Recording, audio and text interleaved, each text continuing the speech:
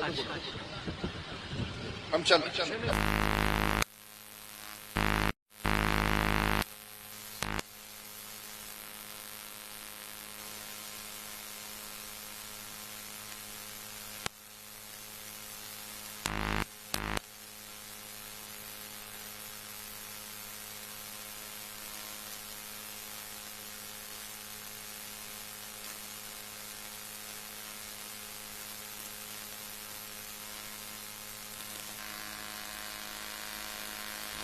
बैत की दुश्मनी है।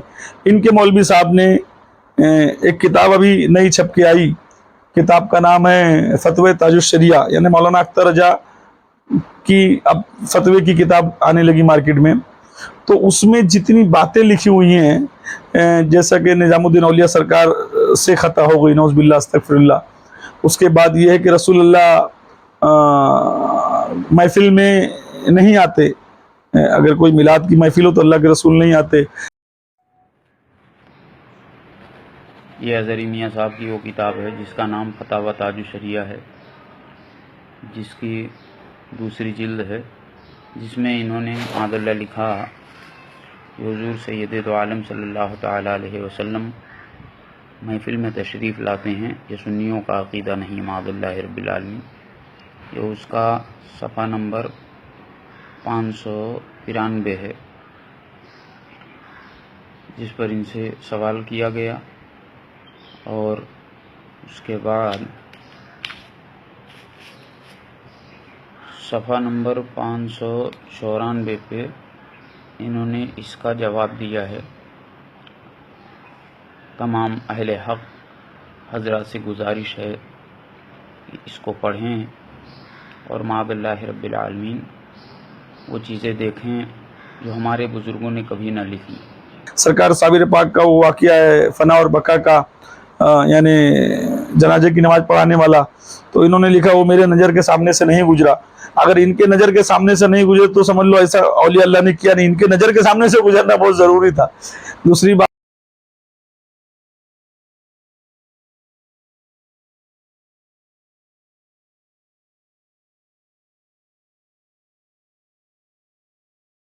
ये निजामुद्दीन औलिया से नौज़ुबिल्लाह क्या खता हो गई। अल्लाह के वली हैं, निजामुद्दीन औलिया से खता हो गई। फिर दूसरी चीज़ कि सरकार महफिलों में तशरीफ़ नहीं लाते। अब इन्हीं के बड़ों ने कहा था, सुना है आप हर आशिक के घर तशरीफ़ लाते हैं। सुना है, अच्छा अब मैं समझा, सुना है था इसीलिए, तो वो सुना है को इन्होंने नीचे मना ही कर दिया डायरेक्ट कि नहीं आते हैं। मगर हमारा यकीन है कि यकीन है रसूल अल्लाह हर उस पाक जगह तशरीफ लाते जहाँ सरकार का जिक्र खैर होता है, ये हमारा यकीन है। हम सुना सुनाए वाले लोग नहीं, हम तो यकीन वाले लोग हैं, है ना। और भी बहुत सारी बातें हैं उसमें, है ना, मैं सारी हवाले डाल देता हूँ, सुनते रहो। क्योंकि ये देखो, एक बात कभी भी जिंदगी में याद रखना, जिसने अहले बैत से तालीम नहीं ली, अल्लाह के रसूल ने फरमाया मैं इल्म का शहर हूँ, अली उसका दरवाजा है। तो अल्लाह के रसूल अगर इल्म के शहर है, अली दरवाजा है, यानी दरवाजा अल्लाह के रसूल ने मौला अली को इसलिए बनाया था कि जिसको भी इल्म हासिल करना हो, मेरे पास आना हो, वो पहले अली के पास आए फिर मेरे पास आए। अल्लाह के रसूल ने फरमाया कि दुनिया में मैंने अली को इस तरीके से इल्म सिखाया है जैसे चिड़िया अपने बच्चे के मुंह में दाना डालती है, उस तरीके से मैंने अली को इल्म अता किया है। मौला अली सलाम का खुद का ये कॉल था, सलोनी सलोनी, जो पूछना है मुझसे पूछ लो, अली जब तक तुम्हारे सामने हयात है, ज़मीन से ज़्यादा आसमान की बातें पूछ लो। तो जब तुमने अहले बैत से इल्म नहीं लिया, अल्लाह के रसूल ने फरमाया कि मुझको मेरी अहले बैत में तलाश करना, यानी 12 में तलाश करना। अब एक बात मुझको बताओ, इल्म का मिंबर है इमाम जाफर सादिक अलैहिस्सलाम, जिनसे इमाम अबू हनीफा ने इल्म लिया और तमाम फ़िक़ह के आलिमों ने इल्म लिया। इमाम अबू हनीफा, इमाम नुमान बिन साबित, जब मेरे इमाम जाफर सादिक अलैहिस्सलाम की नालैन चप्पल उठाए तो इतना इल्म अता हो गया। किसी ने पूछा क्या उम्र है, तो फरमाया 2 साल। बोले अरे 50 साल के ऊपर 2 साल बोलते हो? बोले बाकी साल खराब हो गए, ये 2 साल इमाम जाफर सादिक की गुलामी में निकाला तो अब मुझको पता चल रहा है। तो ये मियार था अहले बैत अलैहिस्सलाम के इल्म का। और पूरी दुनिया में इल्म जो बटा है वो सैयदा के घर से ही बटा है, मौला अली के दर से ही बटा है। तो हम भी, मैं भी इसीलिए बोलता हूँ कि हमको भी इमाम जाफर सादिक अलैहिस्सलाम के फ़िक़ह पे अमल करना चाहिए। अहले सुन्नत वो जमात अगर अहले बैत के इल्म को समझ ले तो उसको किसी मुल्ला मौलवी की पैरवी करने की ज़रूरत ही नहीं पड़े। دیکھ لو ملا مولوی اپنی کتابوں میں کیا کیا لکھ کے چلے گئے. مولانا احمد رضا نے اپنی کتاب میں لکھے کہ نبی کی قبروں میں ان کی بیویاں آتی ہیں, وہ نوز باللہ ان کے ساتھ شباشی کرتے ہیں, یعنی جنا کرتے ہیں. تو یہ علم کا معیار تھا, یہ ان کے علم تھے. اب ان کو دیکھ لو کہ اللہ کے رسول آتے ہی نہیں ہیں کوئی بھی محفل میں, اور صابر پاک کا واقعہ اور بہت ساری باتیں, مگر میں اس میں نہیں جانا چاہتا ہوں. بس مجھ کو اس بات کی خوشی ہو گئی کہ جس حرامی نے سیدہ پہ انگلی اٹھائی تھی, نطفے عید غدیر منانے والوں حیا کرو کہ جو یہ مناتا ہے وہ جہنم کا نشان ہے. رکو ذرا صبر کرو. حرام نے سیدہ کو خطا پہ کہا تھا. آج پوری دنیا کے سامنے وہ شرابی, وہ جانی, وہ جگاری پکڑا گیا جو چیخ چیخ کر بھوک بھوک کے کہتا تھا آؤ آؤ میں بتاتا ہوں سیدہ کہاں کیا کیے, نعوذ باللہ استغفر اللہ. آج اس حرامی کو اللہ نے, اہل بیت نے دنیا کے سامنے ذلیل کر دیا. اب رہ گئی بات عید غدیر منانا چاہیے کہ نہیں منانا چاہیے. عید غدیر تو اہل سنت کی کتابوں سے تھا بھیا, الحمدللہ پورے ہندوستان میں منایا گیا. اور سنو یہ دیکھو تمہارے لیپ ٹاپ والے بابا بھی عید غدیر منا رہے. غدیر خوم ایک علاقہ ہے, جب حج سے لوٹ رہے تھے سرکار, آخری اور پہلا حج, پہلا اور آخری حج, غدیر خوم کے مقام پہ آپ رکتے ہیں وہاں پر, اور رکنے کے بعد آپ نے اعلان کیا کہ علی کہاں ہے, علی کو بلایا. اس کی تفصیلات بہت لمبی ہے, اس کا وقت نہیں ہمارے پاس. سرکار اونٹ کے پالان پر تشریف لاتے ہیں, علی کو بلایا, علی کو آپ نے بازو لیا, مولا علی کا ہاتھ اپنے ہاتھ میں لیا, اور تمام صحابہ کو مخاطب کر کے کہا, ابن ماجہ کے الفاظ ہے کہ صحابہ سے کہا یہ بتاؤ کیا میں تمہاری جان و مال پہ تم سے زیادہ حق نہیں رکھتا؟ صحابہ نے کہا یا رسول اللہ بے شک آپ ہماری جان و مال پہ ہم سے زیادہ آپ حق رکھتے ہیں. کیا میں تمہاری جان سے زیادہ تم سے قریب نہیں ہوں؟ ہاں یا رسول اللہ آپ ہماری جانوں سے زیادہ, آپ ہماری جانوں پر مالک ہیں. من کنت مولا فعلی مولا. کافر سن لو, جس کا میں مولا علی بھی اس کا مولا, جس کا میں سردار علی اس کا سردار, جس کا میں مددگار علی اس کا مددگار, جس کا میں حاجت روا علی بھی اس کا حاجت روا. جب اعلان کیا بڑی تعداد تھی صاحب, حج سے لوٹے تھے صاحب, حضرت عمر سب سے آگے بڑھے, حضرت علی کو گلے لگایا, گلے مل کے کہتے علی مبارک ہو, اللہ کے رسول نے وہ انعام دیا کہ صبح ہو تو تم مسلمانوں کے مولا ہو, رات ہو تو تم مسلمانوں کے مولا ہو. آقا علیہ الصلوۃ والسلام نے فرمایا من کنت مولا ہو فعلی مولا ہو, میں جس کا دوست اور محبوب ہوں علی بھی اس کا دوست اور محبوب ہے.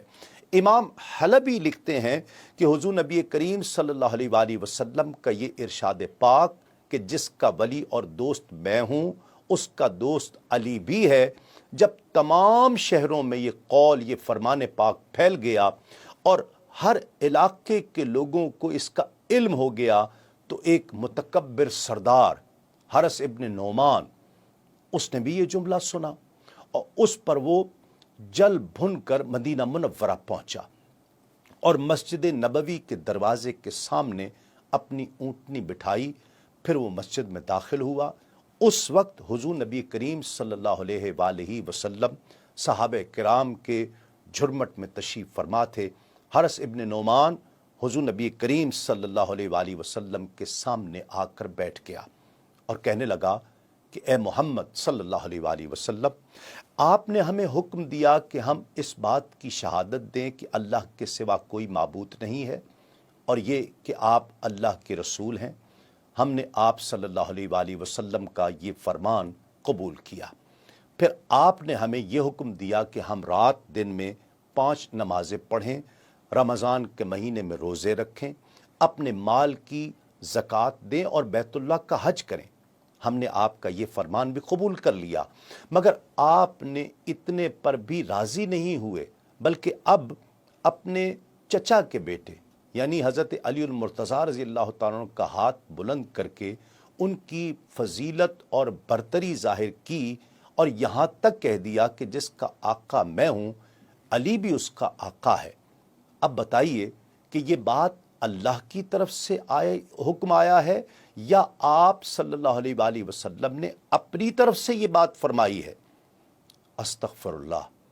ناظرین کرام, یہ گستاخانہ کلمات سن کر پیغمبرانہ جلال سے رحمت للعالمین صلی اللہ علیہ وآلہ وسلم کی چشمان مقدس سرخ ہو گئیں. آقا علیہ الصلوۃ والسلام نے فرمایا قسم ہے اس ذات کی جس کے سوا کوئی معبود نہیں ہے کہ یہ حکم اللہ کی طرف سے ہے، میں نے اپنی طرف سے نہیں کہا۔ یہ بات نبی پاک صلی اللہ علیہ وآلہ وسلم نے 3 مرتبہ فرمائی۔ اس پر وہ بدبخت حرس بن ابن نعمان یہ کہتے ہوئے کھڑا ہو گیا کہ اے اللہ، اگر تیری جانب سے یہی بات حق ہے، اور ایک روایت کے الفاظ یوں بھی ہیں کہ اے اللہ، محمد صلی اللہ علیہ وآلہ وسلم جو کچھ کہہ رہے ہیں اگر وہی حق ہے تو ہم پر آسمان سے پتھر برسا دے یا ہمیں خوفناک عذاب دے دے۔ اتنا کہہ کر وہ چلا، اور خدا کی قسم ابھی وہ مسجد کے دروازے تک نہیں پہنچا تھا کہ اللہ کے حکم سے آسمان سے ایک پتھر اس کے سر پر آ کر لگا اور چیرتا ہوا نیچے سے نکل گیا، جس سے وہ شخص اسی جگہ پر ختم ہو گیا۔ سن لو ان کو، اب یہ ہو گیا۔ اب سنو، میں سن رہا ہوں کہ ابھی جو آج کل کے مفتی فیشن والے ہیں، کم سے کم شیروانی سلائے تو اس کا پیسہ بھی دے دے، ہے نا، پوری دنیا میں گھوم رہا ہے، آگ لگاؤ میں رسول اللہ کے نام پہ اڑی مار دوں گا، جل جاؤں گا۔ ابے جس سے کپڑا سلایا اس کا پیسہ تو دے۔ اب لوگوں کو بول رہا ہے علی علی علی علی، آؤ ہم سے پوچھو علی علی کیسے کیا جاتا ہے، شیعوں سے کیا پوچھتے ہو؟ شیعوں نے تو اہل بیت کی تعلیم کو اب تک عام رکھا ہے۔ تم لوگوں نے تو جب سے تم جنم لیتے ہو یا تو تم ذکر اہل بیت علیہ السلام کے دشمن کا کرتے ہو، یا تو اپنے مولوی کا کرتے ہو، یا تو تم اگر شیخین کا ذکر کرتے ہوئے آئے ہو تو تم نے کھل کر کبھی اہل بیت کے فضائل بیان نہیں کیے، مولا علی کے نہیں کیے، حسنین کریمین کے نہیں کیے، ماں فاطمہ سلام اللہ علیہا کے نہیں کیے۔ تمہارے پاس ماں خدیجہ کے نام کی ایک بھی روایت موجود نہیں ہوگی جو رسول اللہ کے ساتھ سب سے زیادہ رہی، ہے نا۔ اور آج تم دنیا کے بولتے ہو علی علی ہم کرتے، تو اتنے 1400 سال تک کہاں مر گئے تھے؟ تم کو صحابہ کے ذکر سے، اہل بیت کے دشمنوں کے ذکر سے تم نے یزید کے باپ کا ذکر کر ڈالا، مگر تم نے مولا علی کا ذکر نہیں کیا۔ تم نے یزید کو مسلمان بول دیا اپنی کتاب میں۔ مولانا احمد نے لکھا کہ یزید کو برا بھلا نہ کہو، وہ کلمہ پڑا ہوا ہے، اور یہ میرے امام کہتے ہیں، یعنی امام اعظم ابو حنیفہ۔ تو تم نے تو یزید کو بچا لیا، تم سے حسین کا ذکر کہاں سے ہوتا، علی کا ذکر کہاں سے ہوتا، اہل بیت کا ذکر کہاں سے ہوتا؟ وہ تو ہم جیسے دیوانوں کو اللہ نے پیدا کیا، ہم جیسے مطلب جن کو کچھ نہیں آتا تھا، جو اسکولوں سے پڑھ کر نکلے، جنہوں نے مدرسے کا منہ نہیں دیکھا، اللہ تعالیٰ نے اہل بیت کے صدقے ہم کو کھڑا کیا، اور ہم جیسے تمام پیروں کو کھڑا کیا، تمام گدی نشینوں کو کھڑا کیا، جو کھل کر بنا ڈرے پوری دنیا میں علی علی کر رہے ہیں، حسین حسین کر رہے ہیں۔ اب جب ہوا علی علی کی ہو گئی، فضاؤں میں حیدر حیدر ہو رہا ہے، فضاؤں میں حسین حسین ہو رہا ہے، تاجیہ داری عام ہو رہی ہے، دین حسین عام ہو رہا ہے، کربلا کا دین عام ہو رہا ہے، غریب نواز کا لایا ہوا دین حسین پوری دنیا میں پھیل رہا ہے۔ اب جا کے ملا بولتا ہے ہم بتاتے ہیں علی علی کیسے کرتے ہیں، ہم سے سیکھو علی علی کیسے ہوتا ہے، حسین حسین کیسے ہوتا ہے، اہل بیت کا یہ معاملہ۔ اب اس سے پہلے مر گئے تھے، زبانوں پہ لکوے پڑ گئے تھے، تالے مار دیے تھے، کوڑ ہو گیا تھا، کہاں چلے گئے تھے؟ اب جب فضاؤں میں ہی حیدر حیدر ہے، ہر نئی نسل کو سمجھ میں آ رہا ہے کہ حق کیا ہے، اسی لیے تو علی علی کر رہے ہیں۔ ہر نئی نسل کو سمجھ میں آ رہا ہے حسین حسین، اسی لیے تو کر رہے ہیں۔ ہر نئی نسل کو سمجھ میں آ رہا ہے کہ جب 4 پیر 14 خانوادوں میں تمام سلسلوں میں، یعنی قادری سلسلے سے لے کے جتنے سلسلے ہیں پوری دنیا میں، سب سلسلے تاجیہ داری کرتے ہیں، علم اٹھاتے ہیں، کہیں پنجوں کے نام پہ، کہیں پیرا کے نام پر، کہیں کچھ، ہر اسٹیٹ میں الگ الگ نام سے مگر تاجیہ علم اٹھتے ہی ہیں۔ تو ہر اولیاء اللہ نے یہ عمل کیا، تو نئی نسل بھی کر رہی۔ جو اولیاء اللہ کے عرس مناتی ہے وہ اولیاء اللہ کا عمل کیوں نہیں کرے گی، تاجیہ داری کیوں نہیں کرے گی، علم کیوں نہیں اٹھائے گی؟ مگر جب تم سمجھ گئے ہمارے بس کی بات نہیں ہے، کیونکہ ایک ہی سلسلہ، ایک ہی مسلک، ایک ہی فرقہ روکنے کے لیے آیا تھا دین حسین، وہ سب کو پتا ہے کہ تاجیہ داری پہ فتویٰ کون دیتا ہے۔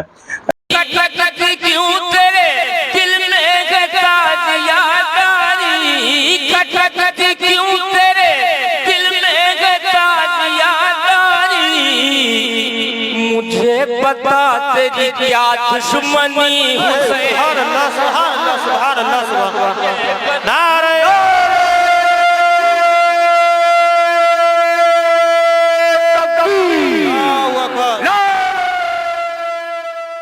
نکاح ٹوٹنے والا، کہ جس نے علم دیکھ لیا، تاجیہ دیکھ لیا، اس کا نکاح ٹوٹ گیا۔ تو اس سے پہلے، تمہارے مولوی کے فتوے سے پہلے، تمہارے مولوی کے علاقے میں تمام تاجیہ اٹھتی ہیں، اور اٹھتی آ رہی، اٹھ رہی ہیں۔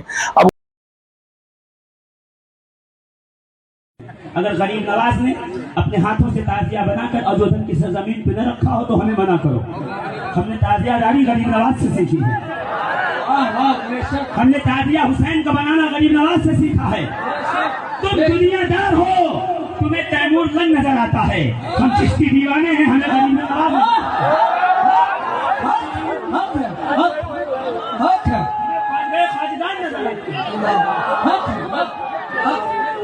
वहाँ कितने निकाह टूटे होंगे, फिर भी बीबियां छोड़कर नहीं गई, तो उसके इसके मतलब जाहिर सी बात है कि बच्चे सब हरामी पैदा हुए हैं।